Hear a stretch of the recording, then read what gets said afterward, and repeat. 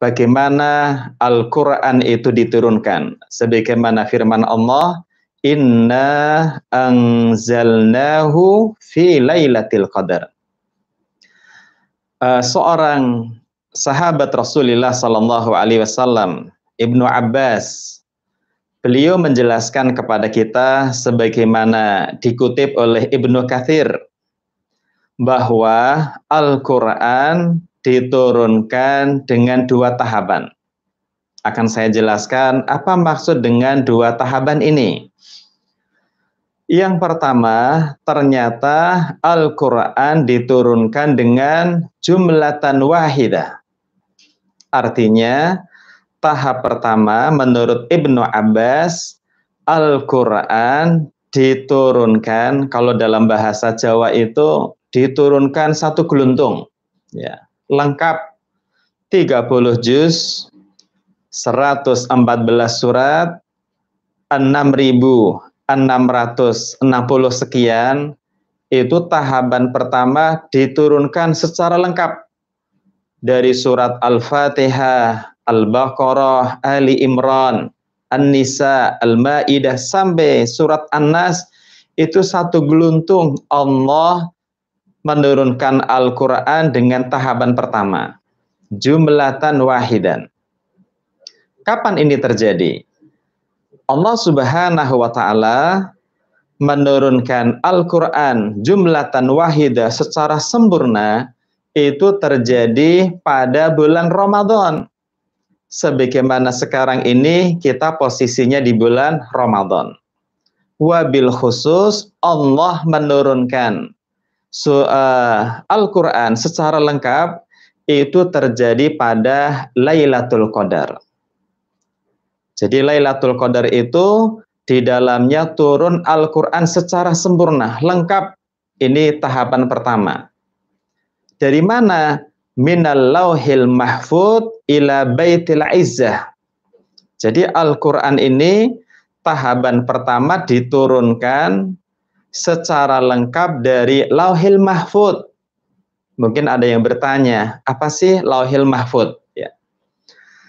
Lauhil mahfud, kalau kita ilustrasikan, tentunya ini tidak bisa menjelaskan sebagaimana yang diinginkan oleh Allah, paling tidak ada gambaran.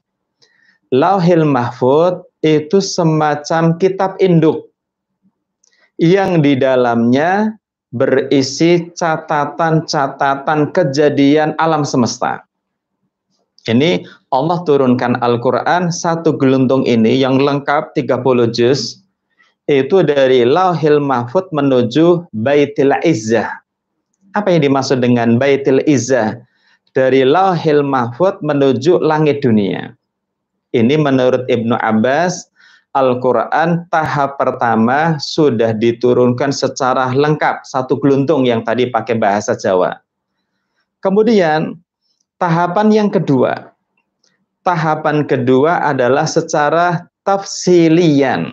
Apa maksudnya secara tafsil? Tahapan kedua adalah Allah menurunkan Al-Quran yang tadinya satu geluntung berada di langit dunia, kemudian diturunkan ke bumi kepada Nabi Muhammad SAW selama 23 tahun.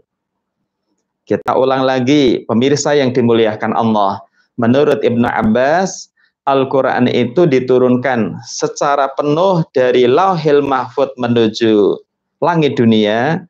Tahapan kedua dari langit dunia kepada Nabi Muhammad SAW selama 23 tahun. Dari mana angka 23 tahun?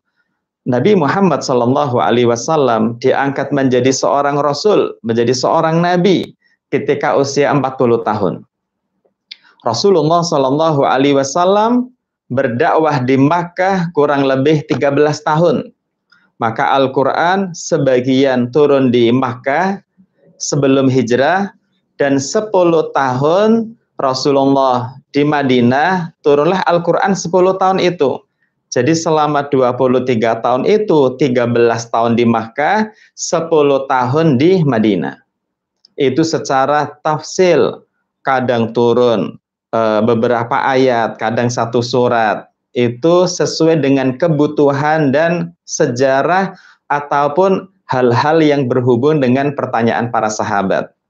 Jadi pemirsa yang dimuliakan Allah, dari langit dunia menuju Rasulullah Shallallahu Alaihi Wasallam selama 23 tahun, itu terkadang Al-Quran itu atau surat tersebut, ayat tersebut diturunkan, terkadang ada sababun nusul, terkadang tidak ada.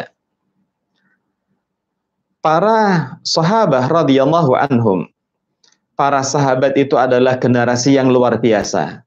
Generasi yang luar biasa, mereka terkenal dengan istilah idza iltabasa alaihi fahmun sa'alu ila Rasulillah sallallahu alaihi wasallam. Generasi sahabat adalah generasi yang tidak ada bandingannya. Mereka adalah umat yang ketika ragu, ketika bingung, ketika tidak mantap, pasti hukumnya wajib langsung bertanya kepada Rasulullah sallallahu alaihi wasallam. Ini pelajaran buat kita. Tidak ada istilah tidak paham, tidak ada istilah ragu. Kalau tidak tahu, maka kewajiban kita adalah bertanya kepada orang yang memiliki ilmu. Fas'alu ahlad dzikri in kuntum la ta'lamun.